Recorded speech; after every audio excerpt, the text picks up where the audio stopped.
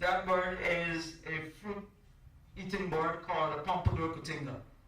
So it's one of the groups of birds that are very pretty. And if you look at the field guide book that we use here, Birds of Venezuela, you'll see several cotingas on the cover.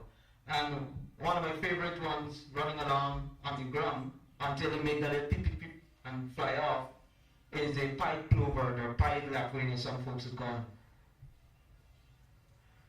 And these are some of the usual ones you'll see along the coast here. You have from flycatchers, which is I remember someone calling it the policeman or something like that, but the pied water-tyrant, the typical shape and such of Mr. Kingfisher.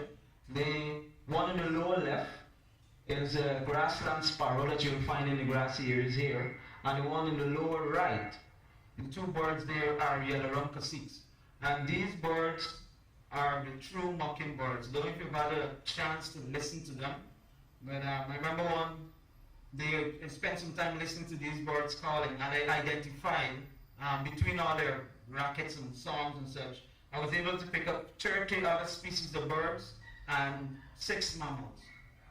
And most of the mammals were basically monkeys. So they were imitating primates, they imitated the giant river otter, they imitated many parrots, toucans, and they caught me, while I spent the time listening to them for that group, they caught me unexpectedly by making the giant river otter whistle. So I got all excited looking toward, that's what the Iwokrama field station, where you could actually see from the cabins, you could see the river, and I looked out in the river and I didn't see any movements, and then you're like, wait a minute, the sun coming from behind, and then I spent maybe like half an hour, I was able to get like nearly 40 species or so identified from their vocalization.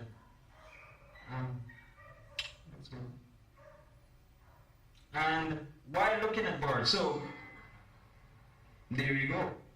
Because there's no way you can be out in the forest, be out there looking at birds and you wouldn't see other stuff.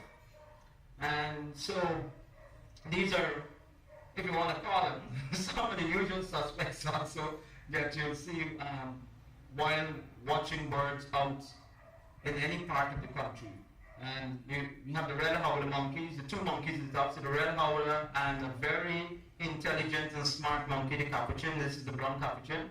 The green iguana, a three-toed sloth in the lower left, and as we call it, a booty or akari or such, one of the rodents that are there.